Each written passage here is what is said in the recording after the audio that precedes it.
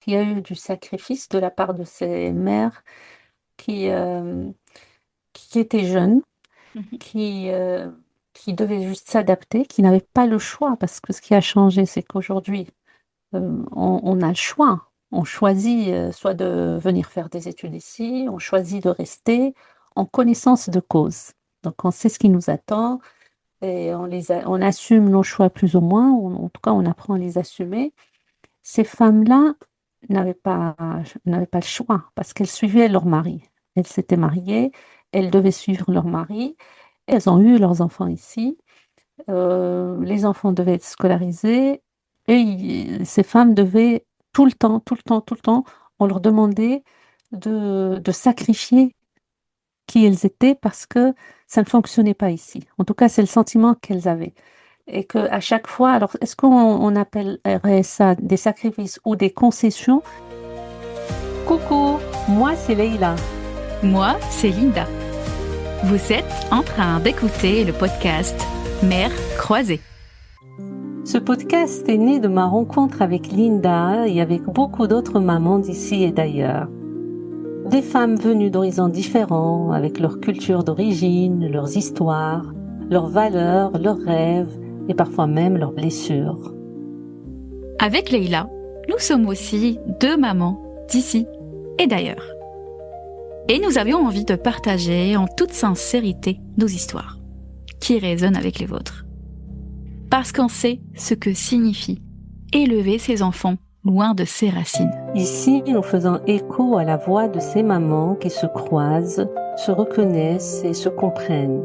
Même si elles viennent de mondes différents, ces femmes partagent les mêmes défis, les joies de la maternité, les doutes.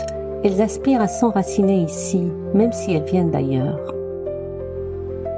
On parlera de transmission, des réalités du quotidien et on s'interrogera sur la parentalité entre deux cultures. Sur ce qui crée des ponts entre ici et là-bas, entre héritage et nouveau départ.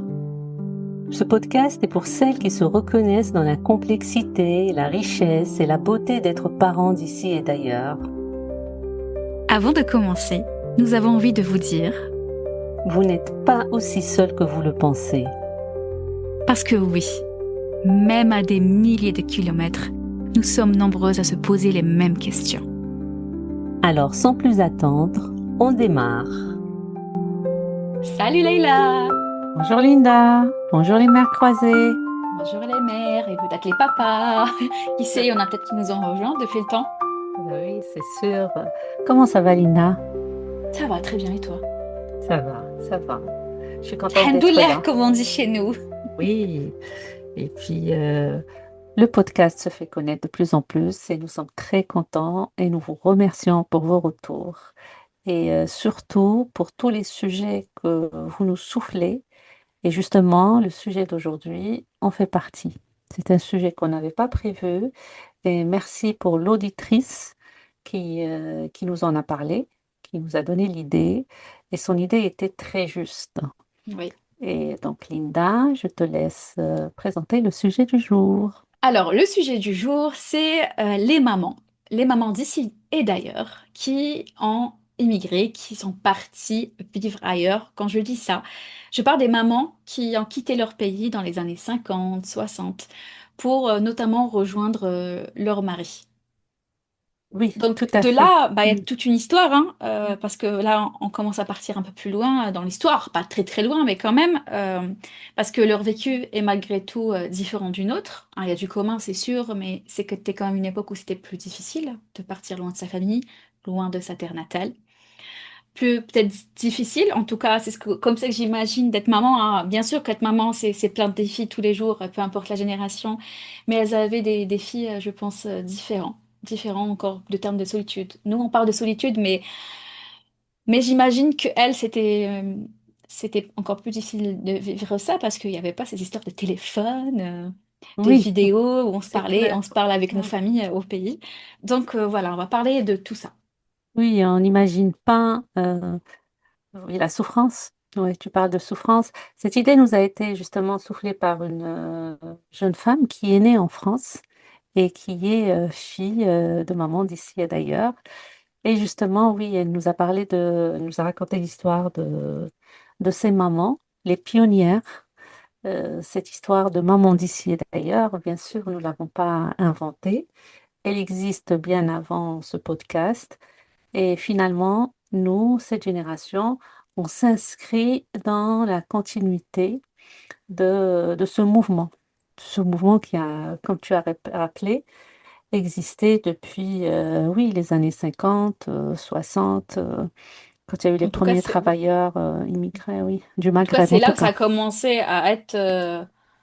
En tout cas, c'est là où ça a commencé à être plus visible, on va dire, je pense. Oui, oui, Hein, oui, surtout pour le Maghreb, pour l'Afrique du c'est Nord. ça. Et par la suite, dans les années 60-70, il y a eu tous les regroupements familiaux, les familles, enfin, c'est justement ces travailleurs étrangers commençaient à faire venir leurs familles, et puis toute la société qui commençait à s'organiser différemment. Et puis, eh ben, après, il y a toutes les naissances des enfants d'origine ou dont les parents viennent d'ailleurs, euh, en Avec tout ce France, que ça ici. implique. Oui. Hmm, Oui, oui, surtout à l'époque, hein, c'est ça. Hmm. ouais, surtout à l'époque où les familles ne retournaient pas forcément tous les ans. À la Mhm. limite, je pense à partir des années 80, je 80-90, pense aussi. voilà, ils Ouais. Ouais. commençaient à retourner ou à revenir tous Souvent. les ans. Mhm. Mais, pendant les années 60-70, par exemple, quand ils venaient d'arriver, ils restaient quand même Plusieurs années. Hmm. plusieurs années avant de retourner au pays d'origine. C'est ça. En Donc, fait, quand elle oui. partait, si la femme partait parce qu'elle épousait quelqu'un, qu'elle partait en France, bah, en fait, quand elle revenait en Algérie, bah, elle revenait souvent avec plusieurs enfants. Parce que plusieurs années en passaient, quoi. Oui, oui, elle revenait, la famille Elle revenait en s'agrandissait. famille. C'est ça, c'est ça. Et puis les retours n'étaient pas aussi simples, c'était toute une préparation. Les gens passaient, ils supportaient beaucoup de choses et ils s'accrochaient à ce retour, en fin de compte. C'était presque un rituel tous les ans qu'on prépare au courant de toute l'année. Et là, souvent, ils rentraient en voiture. Et je rentrais, il y avait Ah plein de oui. bagages. C'était pas aussi simple qu'aujourd'hui. C'était une organisation assez spéciale. Et c'est vrai que quand on en parle aujourd'hui avec la génération de, de- d'enfants, enfin, c'est des femmes aujourd'hui, des hommes et des femmes qui sont nés en France, ils nous racontent tous ce rituel de retour qui est finalement très différent de ce qui se passe aujourd'hui pour la nouvelle Mhm. génération de mamans d'ici et d'ailleurs. Donc, il nous a semblé quand même important qu'on s'inscrive dans cette continuité et qu'on rappelle finalement l'existence de ces femmes et de leurs histoires aussi. Parce que tu as parlé de souffrance, de solitude. Disons que c'était une autre forme de solitude. Parce que Mhm. mine de rien, ces femmes-là étaient Entourée formaient par des la communauté, communes. tu penses? Voilà, Oui. oui, Mhm. oui, c'est sûr elles vivaient en communauté. Elles étaient même forcées à vivre en communauté. Donc, bon, il y a Dans les toujours des cités et avantages. compagnie, c'est ça? Voilà, mais il y Mhm. a toujours des avantages et des Mhm. inconvénients à toutes les situations. Mais ça veut dire que vivre comme ça en communauté, c'est-à-dire qu'il y avait un sentiment d'insécurité et ce besoin d'être ensemble pour pouvoir s'en sortir. Ça, Mhm. ça, ça révèle aussi cette forme d'insécurité. Oui. Et D'autant que, mhm, oui, donc quelque part, quand on reste dans la communauté, on s'ouvre pas à l'extérieur et on a toujours cette crainte, cette peur des mhm, autres. La peur des autres, hein, quand on connaît pas, quand on ignore enfin, comment ça marche ailleurs, forcément, on a des peurs. Et de là, il y a des histoires forcément de, d'éducation qui peut être aussi, on va dire, problématique parce qu'ils savent pas trop, des fois, les parents, où mettre le curseur, parce qu'ils ont certaines valeurs, ils ont une certaine vision de la vie, des attentes, de ce que dirait la famille quand ils repartaient, parce qu'ils mhm. voulaient tout, je pense, encore plus à l'époque, maintenir un peu les traditions, alors que ben, enfin, j'imagine que Ah, ce n'était pas du tout évident. Je sais pas, tu me dis? c'est Ah humain oui. cette histoire de survie. Quand on se Mm. sent pas en sécurité, on s'accroche aux choses qu'on connaît, aux personnes qu'on connaît, des choses qui sont rassurantes. On va pas tenter aller là où enfin, en tout cas tenter les choses qu'on ignore. Puis, tu Mhm, vois, justement, quand tu dis ça, je me suis rappelé, tu vois, la télé, par exemple. mhm, Nous, avant de venir, enfin, moi, avant de venir, je regardais la télé française, même si j'étais pas venue avant, mhm, bah, ça te donne quand même une image de ce que c'est que le pays, d'un peu la mentalité. C'est pas, tout n'est pas vrai, mais quand même, que eux, je pense qu'ils mhm, venaient mhm, vraiment sans savoir réellement comment c'est. Ils ont pas une vision d'avant, tu vois, mhm, genre, mhm. une vision Oui. comme nous, on peut l'avoir. Enfin, moi, comme j'ai pu l'avoir avant de venir, même Euh, si je n'ai jamais vécu ici, mais je partais pas dans un flou total, un noir total, tu vois. Enfin, il y a plusieurs choses qui sont différentes entre Mhm. avant et maintenant. Les premières mamans d'ici et d'ailleurs qui sont venues s'installer en France pour suivre leur mari, d'abord elles étaient jeunes parce qu'elles Très se jeune. mariaient, voilà, elles se Voilà. mariaient très très jeunes et, euh, et donc dans les témoignages que j'ai pu Mhm. entendre, souvent, lorsque leur mari partait travailler, il les laissait chez la belle famille. Ils ne restaient pas dans leur famille à elles. Après le mariage, elles allaient s'installer chez la Que belle-mère part du pays d'origine, du pays ou d'origine. même, voilà, du pays d'origine, voilà. Voilà, avant de Donc, quand ils rejoindre. partaient, par exemple, en France, si du Maroc ou d'Algérie, ils partaient travailler en France, Quand le mari partait travailler en France, voilà. parce qu'il y a eu une période où c'était les hommes qui étaient venus en France, D'accord. ils habitaient dans des foyers. Et leurs femmes, ils laissaient leurs femmes Chez dans la belle famille, chez la belle famille. voilà. Et donc, ils retournaient tous les ans, une fois par an. Ou Bon, peut-être moins, ils revenaient quand même une je fois sais par pas. an parce que c'était moins coûteux. Mm. Faire revenir toute la famille, c'était Pas beaucoup pareil. plus. Oui, c'était Bah pas pareil. maintenant, tu pars toute seule, tu pars avec toute la Oui, famille, voilà. Donc, c'est pas pareil. ils se Oui. permettaient quand même, et puis, Mm. ils se permettaient quand même de revenir seuls, et puis, ils n'avaient pas d'appartement, enfin, souvent, ils étaient dans des Mm. foyers, et ils envoyaient l'argent, donc, ils Oui. travaillaient pour envoyer l'argent, donc, et voilà, ils pouvaient quand même revenir, et donc, la femme restait chez la belle famille, et souvent, comme son mari était absent, elle n'était pas très heureuse dans la belle Mhm. famille. Souvent, elles n'attendaient que ça. Et si tu veux, cette femme devait mériter de rejoindre son mari. Parce qu'il suffisait que la belle-mère disait non, Alors là, il finalement, est hors de question qu'elle voilà. parte. Voilà, donc Ah ces ouais. femmes-là, il y avait une soumission déjà à Mm. la belle famille, aux traditions. Ils devaient se montrer vraiment irréprochables pour mériter de partir avec son mari. Et puis, je pense que les hommes de l'époque devaient aussi s'organiser au niveau des papiers, au niveau des demandes de logement et tout ça avant de faire venir leur famille. Mhm. Donc, quand elle arrivait enfin, enfin, elle avait ou elles avaient nourri cet espoir Oui. de suivre le mari en D'une vie Europe. meilleure, de peut-être un peu plus Voilà. de liberté, je sais pas, mais voilà.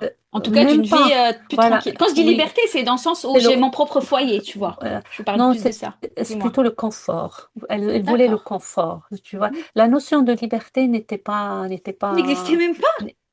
en tout Elle cas, n'y elle n'avait passait même pas. pas, tu penses? C'était pas la même valeur Ah oui, non, oui. qu'on accorde. Parce que ces femmes-là, ce qu'elles voulaient, c'est fonder une famille, avoir des enfants et vivre confortablement. Elles avaient des rêves vraiment très, très, très simples. Et être avec leur mari. Et bien sûr, avoir son propre foyer plutôt que de rester C'est ça. chez Mm. la belle famille. Lorsqu'elles sont arrivées en France, il y a eu beaucoup de déceptions. Mhm.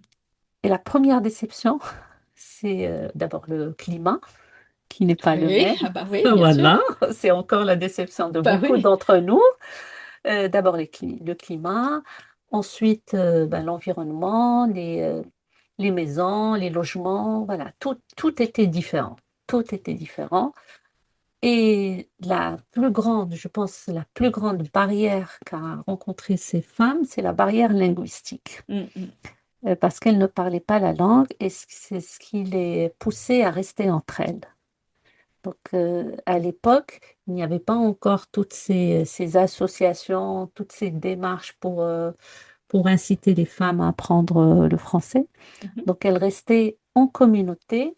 Il y en a qui y arrivaient enfin, elles aidaient un petit peu leur mari, ça dépend Du métier. du métier, Mhm. mais ces hommes étaient souvent travaillaient dans des usines, donc ils n'avaient pas un Mhm. travail, on va dire, libéral ou propre. Oui, Voilà, donc c'est comme ça que ça s'est passé au tout début. Et ensuite, elles ont commencé à avoir des enfants ou à scolariser leurs enfants. Et ça a changé la donne. Quand les oui. enfants ont commencé à aller à l'école, ça a vraiment changé la donne. Puis toute cette génération de mamans, de parents qui sont en mode je me sacrifie et qu'ils veulent que leurs enfants réussissent leurs études pour réussir derrière leur vie. J'ai entendu pas mal d'histoires comme ça, même à la télé, hein, de personnes qui disent Oui. mes parents se sont sacrifiés, mes parents travaillaient beaucoup et vraiment ils tenaient absolument à ce qu'on fasse de très bonnes études, tu vois. Oui, parce que en fait, ils n'avaient pas le choix. Ils devaient assumer un choix.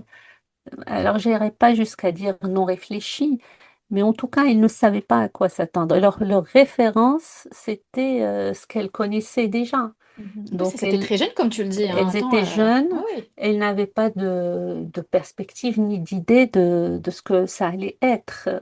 Euh, voilà, le mari, enfin, il revenait une fois par an, il racontait, il apportait des cadeaux, donc on s'imaginait que ça, qu'il vivait bien.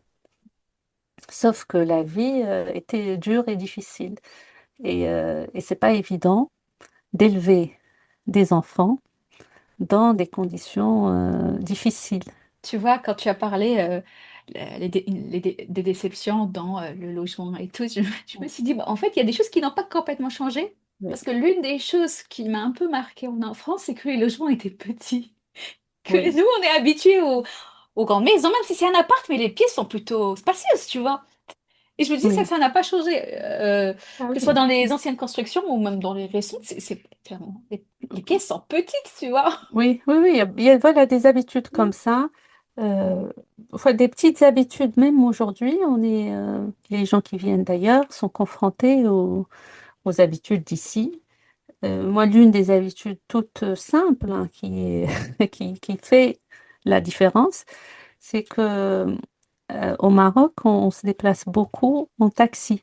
Mm. On ne prend pas beaucoup les transports en commun, mais c'est surtout les taxis. Et c'est très accessible. Il suffit de sortir dans la rue, d'arrêter un taxi. C'est un peu pour Ici, tout le monde. Tout le monde peut c'est se un payer peu pour tout le un monde. Voilà, il taxi, n'y a voilà. pas de...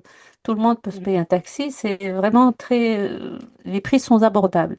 Mhm. Alors qu'ici, c'est un luxe de Mhm. prendre un taxi pour aller faire ses courses et revenir. Mais parce qu'il y a une autre organisation.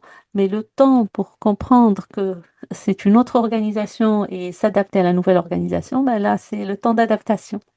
Et la même chose pour les logements, la même chose pour le climat, mais c'est tout de même, on a quand même l'avantage aujourd'hui de parler la langue, de connaître la culture, ce n'est pas une découverte pour nous. Alors que pour les mamans d'ici d'ailleurs de l'époque, Mhm. c'était une découverte et je pense qu'il y a une part de cette déception qui s'est transmise, en tout cas qui a joué un rôle important dans le rapport qu'ils avaient avec leurs enfants. Finalement, le bien-être était juste un luxe Mhm. quand on vit Développe, mal. que je comprenne bien ton idée Non, avant mais ce que de... je veux dire, Ouais. quand finalement on se retrouve dans des situations où on doit juste accepter l'environnement et s'adapter, qu'on ne peut plus faire marche arrière, on Mhm. subit un petit peu notre vie. Euh, L'environnement joue beaucoup et quand il y a la barrière de la langue, je pense que ça a été très compliqué pour ces femmes et ces hommes de l'époque d'élever leurs enfants ici, quand même. Oui, et tu sais, en fait, ce que ça me rappelle aussi, c'est que c'est des déceptions qui arrivent encore aujourd'hui. Même si on a plus de données, même si on sait à peu Mm. près où on va, la réalité n'est jamais Mhm. exactement comme on l'imaginait. Exactement. Tu sais, quand même, j'ai dit récemment des enfants, mais c'est pareil, hein, les adultes ils se le Mm. disent aussi. Oui, mais par exemple, Paris, c'est beau, c'est génial. Oui, mais nous, notre quotidien, c'est pas aller dans les beaux quartiers et se balader tous les jours. Le Mm. quotidien, c'est, en tout cas quand t'es mère, c'est t'occuper de tes enfants, du foyer, de la maison, les emmener à l'école. Toi, si tu vois ça, tu bosses. Enfin, c'est le quotidien qui Mm. finalement. Mhm. Presque, moi, c'est ce que je dis à des mamans, tu sais, Mhm. à maman, en fait, le Mhm. quotidien, des choses un peu, j'allais dire obligatoires, mais qu'on fait un peu toutes, Mhm. bah, peu importe le pays où tu es, en fait, tu les C'est fais. Et ça. c'est ça qui te prend Mhm. tes journées. Oui, et c'est ça qui peut te procurer soit de la joie, soit de la Oui. déception ou de la tristesse. Et à Et que chaque fois certains, que... quand, voilà, pardon, je continue juste Mhm. l'idée, quand ils ont cette vision de touriste, bah, Oui. c'est comme s'ils ils sont déçus qu'en fait, la réalité, c'est pas ça. Parce que oui, la réalité de ceux qui vivent au Canada, aux Mhm. États-Unis ou en France ou je ne sais où, bah, c'est une réalité. Enfin, c'est une réalité du quotidien, pas de tourisme. Oui. Et donc, Oui. certains Mhm. ont cette déception, hein. Mm. Bah, c'est un peu pareil quand on part dans des pays en vacances au bord de la mer. On pense que la vie des gens qui vivent quand tu pars en Grèce ou Ça. en Turquie ou enfin, dans n'importe Mhm. pays et au bord de la mer, tu te dis waouh, c'est génial, c'est beau, mais c'est Mhm. pas le quotidien des gens. C'est un peu ça. Mais en général, l'idée, c'est que à chaque fois qu'on a l'impression de subir sa vie, presque, j'allais dire son environnement, de ne pas avoir le choix, là, on le vit mal, où qu'on soit. Qu'on soit, oui. Voilà, voilà, c'est c'est pas évident. Et je pense qu'à un moment donné, ces générations-là, ces mamans d'ici et d'ailleurs, ont subi beaucoup de choses. Il y avait beaucoup de choses à découvrir. En général, quand il y a quelque chose de nouveau, Mm. quand tu découvres Ne serait-ce une que l'école, emmener leurs organisation, enfants à l'école, parler voilà, avec l'enseignante, j'imagine, hein. voilà, Mhm. il faut toujours du temps pour s'adapter. Et lorsque c'est beaucoup de choses qui sont nouvelles, bah c'est trop demander à son système d'adaptation, on va Oui, dire. puis souvent, n'oublions pas, elles étaient enceintes, elles avaient des bébés, enfin, c'était pas simple, elles étaient pas genre en Et mode toute puis, seule, vas-y, je fais ma vie oui, d'épouse et puis c'est tout. Donc, il y a tout ça, il y a toute cette découverte, le fait qu'elle soit très jeune, donc peut-être pas de prémature, un oui. premier bébé, un deuxième bébé, la grossesse, Et puis c'est beaucoup de charge. elles ont gardé le mode de vie qu'elles avaient au pays d'origine. C'est-à-dire, ils étaient arrivés en France peut-être dans les années 70, des années 80, tu vois, ne serait-ce que pour l'électroménager, par exemple.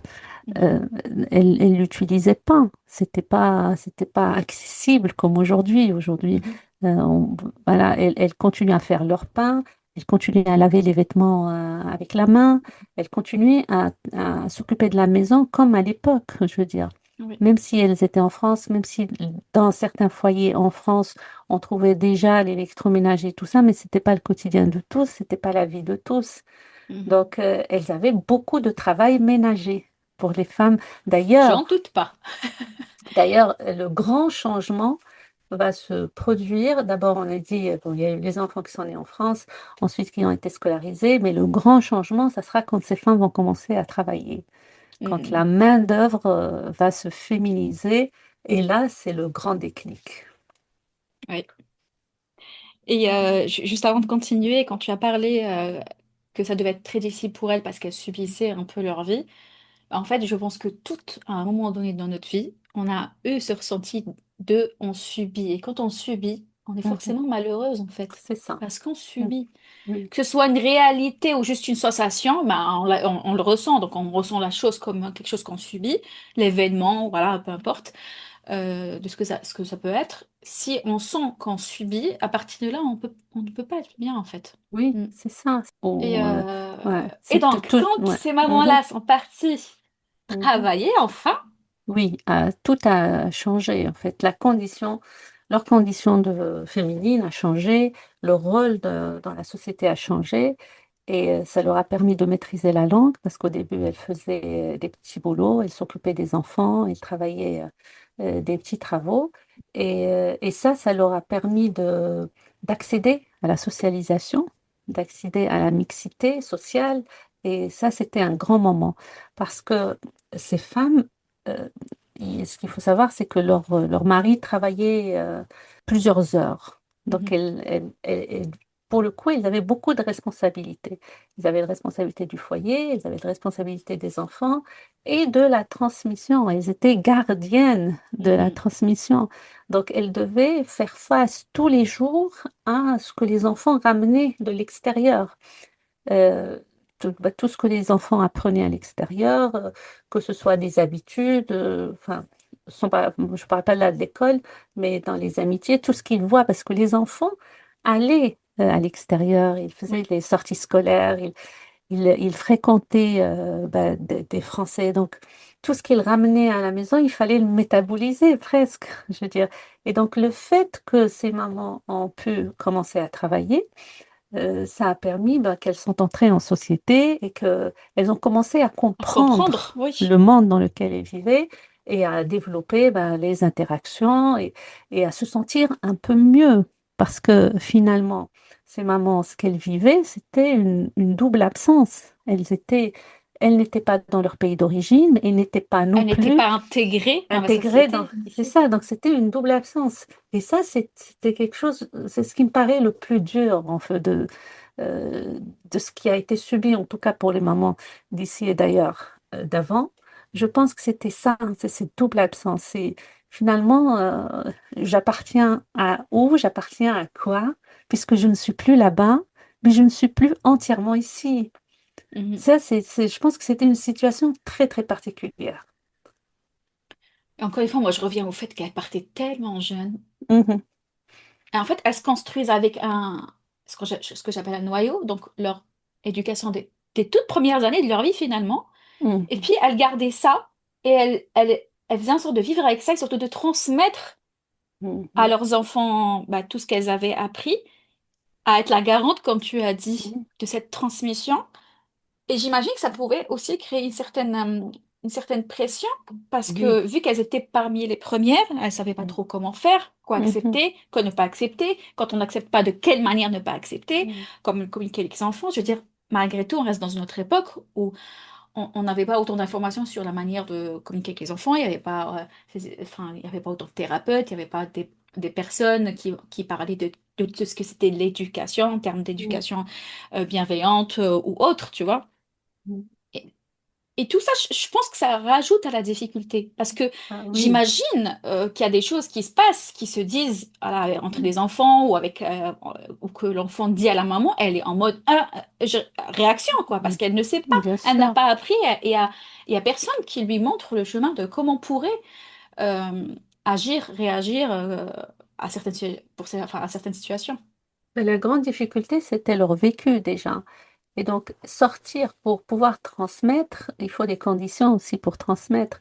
Ces femmes étaient en train de chercher leur place et de se découvrir, euh, comment on appelle la personne qui n'a pas de personnalité, apatride. Apatride, c'est ça. Mhm. Mais où Qui n'a pas de suis-je? patrie, tu veux dire? Oui, c'est Ouais. ça. Et elles étaient dans cette situation-là. Et qu'est-ce que Parce que pour transmettre Mhm. à son enfant, quand tu lui parles de valeurs, ça doit résonner, il faut qu'il y ait une résonance. Et comme ils sont absents du pays d'origine et que il n'y a pas de... il n'y a pas Le de... enfin, reflet, il ne voit pas ce que ça voilà, il donne n'y en avait pas réalité. Internet, il n'y avait Mm. pas les appels tous les jours. Ils étaient coupés du pays d'origine. Donc, leur référence C'est que du des pays histoires d'origine, finalement. et c'était surtout cette communauté. Ah Donc oui. tout le Oui, savoir était... j'oublie, j'ai tendance à oublier qu'ils vivaient Il y beaucoup avait, entre eux. voilà, Mm. donc le seul savoir, c'était cette communauté de travailleurs, donc qui s'accrochaient, qui étaient presque en mode défense et qui ne pouvaient accepter aucune intrusion dans leur espace. Donc tout ce qui venait de l'extérieur était dangereux. Donc Mm. là, on sont en train de discuter, d'analyser, mais dans la situation où ils étaient, c'était mode défense. Là, c'est D'ailleurs, la survie. d'ailleurs, à l'époque, tu me diras, en termes, tu sais, quand ils élevaient leurs enfants, Mhm. ils, ils faisaient en sorte, d'après ce que je sais, et tu me diras Mhm. voilà, ce que tu sais toi, en sorte que leurs enfants soient intégrés. Donc, comme je t'ai dit, allez, fais à fond tes études, c'est important. Mhm. Mais il y en a aussi beaucoup qui ont fait que leurs enfants ne parlent que français, qui parlaient français avec leurs enfants, parce qu'ils voulaient absolument que leurs enfants, justement, n'aient pas les difficultés qu'ils ont eues et qu'ils soient un maximum intégrés. Ça, c'est plus tard, ça, c'est venu plus C'est tard. plus Mais tard, tu les penses? premières, oui, les Ouais. premières générations, surtout les femmes, Mhm. elles étaient très, très protectrices, à fond. Je pense que plus tard, dans les années 80, 80? Voilà, ceux qui sont, ça dépend à quelle année ils sont venus. Ceux qui sont venus dans les années 80-90, ça c'était différent parce qu'ils avaient déjà la première Oui, génération, les pionniers qui avaient construit quelque chose et qui avaient dépassé on va dire certaines difficultés et qui ont fait évoluer aussi la société française. Parce que entre les années 50 et les années 80, il s'en est passé des choses. Arrivé dans les années 60, 80 ou 90, surtout les années 90, à partir des années 90, c'était plus pareil. C'était encore une autre étape. Tu vois, mhm. et c'est pas mal ces flux migratoires qui se succèdent. Parce que tu sais ce qui se passe à ce moment-là, on va dire, Chaque chaque, vague, chaque vague ramène une version la nouvelle mise du à jour. pays. Voilà, la mise à jour du pays d'origine. C'est parce que c'est ça ce qui se passe. Une communauté qui arrive, elle essaie de conserver ce qu'elle a connu, sauf que ce qu'elle a connu n'existe plus là-bas. Il a évolué. Mais eux, ils s'y accrochent parce que s'ils perdent ça, c'est la grande perte. Tu vois ce que je veux dire? Oui, oui, Donc, je vois très ces bien. flux, ces vagues, ces différentes vagues, et sont quand même intéressantes à regarder parce que elles ramènent la mise à jour et en même temps, dans l'interaction avec la nouvelle société, il y a des changements, des évolutions. Donc, ça n'a pas cessé d'évoluer. Mais dans ce qui nous intéresse, nous, les mamans d'ici et d'ailleurs, et surtout les mamans qui sont nées en France et qui sont devenues Mhm. des mamans aujourd'hui, les filles de cette première génération, c'est de comprendre un petit peu tous les enjeux par lesquels ils sont passés. Ces femmes, je veux dire, ça n'a pas été facile pour leurs enfants, finalement, de subir presque le Parce que choix de leurs parents. c'est ça, parce que là, c'est un épisode où on parle des mamans, mais on parlera aussi, enfin, je pense qu'on fera un épisode où on parlera des enfants, justement, parce que Mhm. il y a aussi notre vision, notre vécu, vu de la part de l'enfant même. Oui, oui, être fille d'immigrés, bien sûr. Mhm. D'ailleurs, tu vois, je pense que vous l'avez bien vu, hein, c'est un sujet que je maîtrise pas trop, moi, les vagues d'immigration et tout, je m'y connais pas trop. Et là, la dernière sortie, par contre, c'était une sortie entre copines, on est parti au musée de l'immigration. Mhm. Ah oui, Intéressant, oui. forcément. Surtout quand on connaît pas. Mais je pense que même quand on connaît, hein, il y a toujours des choses à découvrir, à comprendre. Donc, si vous êtes intéressé, vous pourrez passer au musée de l'immigration à Paris. Et peu importe le pays où vous êtes, je pense qu'il y a ceci est le musée qui existe. Donc, c'est bon de connaître, justement, ça permet de connaître un petit peu l'histoire, mais Mhm. vue avec une vision immigration. Mhm. Bien sûr, il y a une histoire Et d'immigration en qui ne France. concerne pas, bien sûr, que le Maghreb, Mhm. forcément. Mhm. Oui. Euh, je voulais parler, sans trop en parler, parce que je t'ai dit, on fera un Mhm. épisode sûrement sur les enfants, mais toi, de ce que tu as vu, Mhm. ça laisse quoi? Ça a pu laisser quoi comme trace, ces histoires de mamans qui sont venues, mais des mamans des premières générations, tu vois? Bah, ce qui Finalement, ça vient, laisse quoi comme trace? Tu sais, parce qu'il y a toujours, on en a parlé, des transmissions invisibles, des choses qu'on ne dit pas, de toutes ces choses-là. Est-ce qu'il y a des choses comme ça auxquelles tu penses? ce qui me vient à l'esprit, je pense qu'il y a quand même une génération qui s'est sacrifiée. Donc, il y a eu du sacrifice de la part de ces mères qui, euh, qui étaient jeunes, Mhm. qui, euh, qui devaient juste s'adapter, qui n'avaient pas le choix. Parce que ce qui a changé, c'est qu'aujourd'hui, on a le choix. On choisit soit de venir faire des études ici, on choisit de rester en connaissance de cause. Donc, on sait ce qui nous attend et on assume nos choix plus ou moins. En tout cas, on apprend à les assumer. Ces femmes-là n'avaient pas le choix parce qu'elles suivaient leur mari. Elles s'étaient mariées, elles devaient suivre leur mari. Elles ont eu leurs enfants ici. Les enfants devaient être scolarisés et ces femmes devaient tout le temps, tout le temps, tout le temps, on leur demandait de sacrifier qui elles étaient parce que ça ne fonctionnait pas ici. En tout cas, c'est le sentiment qu'elles avaient. Et qu'à chaque fois, alors est-ce qu'on appellerait ça des sacrifices ou des concessions? Mais en tout cas, on leur a demandé beaucoup de concessions et elles n'étaient pas comprises. Elles n'étaient pas prises en compte, je veux dire. Voilà, c'était leur vie, c'était leur destin. Même elles l'acceptaient comme ça. Donc c'est comme de la loterie en fin de compte. Tu vois, c'est assez particulier comme destin. Mais forcément, ce qui donnait sens, ce qui avait sens, ou ce qui prenait sens chez ces femmes, n'avait pas de sens chez leurs enfants. C'est ça ce qui était compliqué. C'est qu'elles leur parlaient de choses, qu'elles Mhm. essayaient de transmettre des choses qui paraissaient vagues pour les Oui, enfants, c'était plus quand ils des sont jeunes. histoires et ils ne voyaient pas comment ça se matérialisait. Exactement, il y avait un très grand décalage entre la vie des enfants et la vie des parents. Mhm. Parce que la vie des parents n'a pas d'image. Tu vois, c'est pour essayer, pour s'identifier à quelque chose ou pour se l'approprier comme histoire et comme identité, on a besoin d'un vécu, de souvenirs. Et ces enfants n'ont pas forcément passé beaucoup de temps dans les Dans le pays pays d'origine. d'origine et la seule référence, c'était le quotidien de leurs parents et la communauté. Et il y avait un très grand décalage en fait entre ce qu'ils voyaient dans la communauté et ce qui se passait à l'extérieur, dans la société.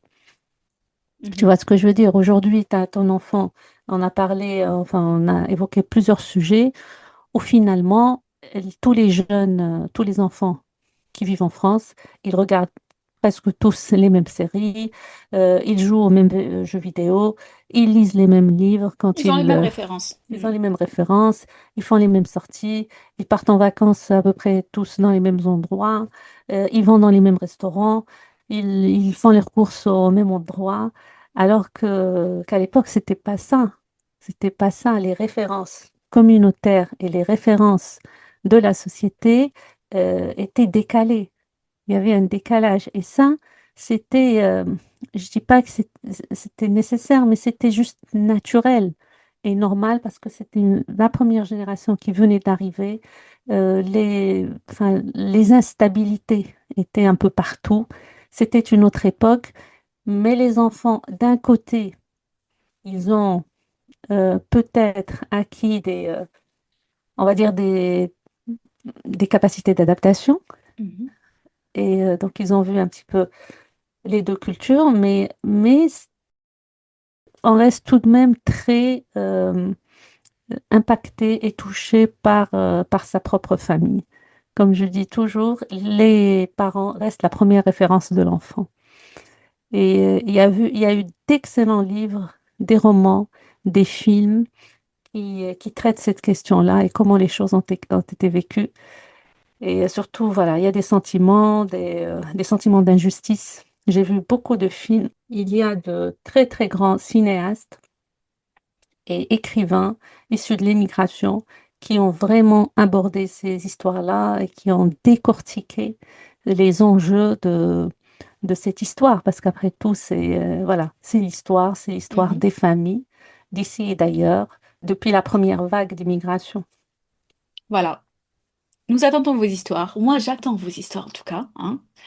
Les histoires des mamans, si vous êtes encore là, les mamans des précédentes générations, hein, celles qui sont plus âgées que nous, si vous nous écoutez. Et puis aussi les histoires des enfants, parce que, parce que j'ai envie aussi que ce podcast soit nourri avec des histoires, hein, Leïla. C'est quelque Oui, chose qu'on a envie toutes les deux, que ce soit nos idées, mais que ce soit vraiment nourri par vos histoires, votre vécu, vos besoins, en fait, de quoi vous avez envie qu'on parle de quoi, de quelle manière. oui. Donc pour ça, on Voilà. a aussi besoin de vos témoignages. Voilà. Voilà. Donc, j'espère qu'on a quand même réussi à rendre hommage un petit peu Mhm. à ces mamans qui ont semé en nous peut-être quelque chose qui a poussé comme ça dans l'ombre, dans Mhm. l'environnement qui nous entoure. Et même si elles n'ont pas forcément cherché à laisser une trace, mais voilà, aujourd'hui, on a voulu parler d'elles. Et j'espère que le courant est passé. Voilà. Sur ce, je pense qu'on va vous dire au revoir. J'en profite quand même. Il y a un podcast que j'aime beaucoup. J'aimerais quand même vous le partager parce que là, le sujet, je pense, s'y prête. Ça parle de tout ce qui est franco-algérien. J'en dis pas plus. Vous allez le découvrir. Et de toute façon, si vous voulez plus d'informations, je vous en parlerai en story sur Instagram. Ça s'appelle Mazel Podcast. Mazel. Vous verrez, comme je vous ai dit, je vous partagerai ça en stories. Et puis, on se dit à très bientôt. À bientôt, les mers croisées.